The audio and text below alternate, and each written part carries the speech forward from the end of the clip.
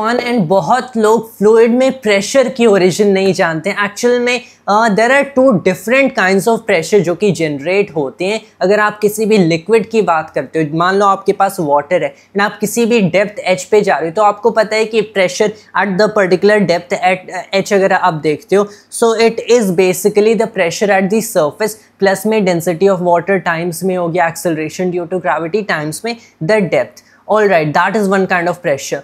तब यहाँ पे इस पॉइंट पे अगर देखते हैं प्रेशर एक्ट किस डायरेक्शन में करता है। वन माइट आर्ग्यू कि ऑब्वियसली प्रेशर तो एक स्केलर है, तो ये सारे तो इसका कोई डायरेक्शन नहीं होगा, लेकिन प्रेशर किसी फोर्स की वजह से आता है, राइट। अब ये कौन सा फोर्स है जो कि ये प्रेशर जनरेट कर रहा है, वो फोर्स कौन से डायरेक्शन में है। तो ये जो प्रेशर होता है, ये the pressure at the surface जो कि बेसिकली एटमॉस्फेरिक प्रेशर होगा in most of the cases, plus में this entire term rho g h, where rho is the density of water, g acceleration due to gravity and h height. ये gravity की वजह से create होता है। Gravity की वजह से कैसे? ग्रेविटी की वजह से क्योंकि ये सारे वाटर के सर्फेसेस, वाटर के जो एलिमेंट्स वन बाई वन एक दूसरे के ऊपर लैड है, सो यहाँ पे ऑब्वियसली ये नीचे इनका वेट एक्ट होगा जिसकी वजह से ऊपर नॉर्मल रिएक्शन क्रिएट होगी। तो इनका जो वेट इन सारे एलिमेंट्स को नीचे के कंसेक्यूटिव लैड्स को प्रेस कर रहा होगा, उसकी वजह से प्रेशर आता है। That is the force of gravity.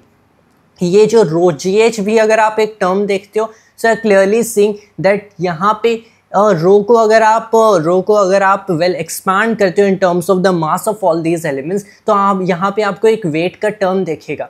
But there is also another kind of pressure जो कि इसी लिक्विड में एक्ट करता है। And what is that pressure? Well, अगर आपने इस लिक्विड को वैक्यूम में भी रखा है जहाँ पे कोई ग्रेविटी नहीं है, so say we are putting it in interstellar space, तो भी इस लिक्विड में प्रेशर होगा। एंड ये प्रेशर ग्रेविटी का प्रेशर नहीं होगा, but that will be constant throughout the liquid, but it will exist there। वो कौन सा प्रेशर है? वेल, वो प्रेशर है जब सारे जो random molecules of the liquid, अगर आप मान लो उसके अंदर आप हाथ डालते हो तो उसके random molecules of the liquid आपके हाथ को हिट करेंगे। That kind of pressure will be produced. क्यों? क्योंकि मान लो एक लिक्विड यहाँ एक मॉलिक्यूल आया, आपके हाथ के से टकरा के बाउंस ऑफ किया, but then there is also another, and statistically देखा जाए so it will all balance out. तो डिस्पाइट कि यहाँ पे अगर आप देखते हो कि यहाँ पे एक मॉलिक्यूल ने हिट किया एंड बाउंस ऑफ कर दिया, एंड यहाँ पे एक मॉलिक्यूल ने हिट कर दिया, बाउंस ऑफ कर दिया, despite that the net force is zero. दोनों आपके सरफेस एलिमेंट्स पे फोर्स लग तो रही है जिसकी वजह से प्रेशर क्रिएट होगा, but truth be told this is a different pressure than the one that is P naught plus rho gh, and this difference must be understood very clearly while learning fluid mechanics. I might also bring a long video over this particular thing, representing everything mathematically and proving things. But that was all for today's video of mine, and thanks to our viewers.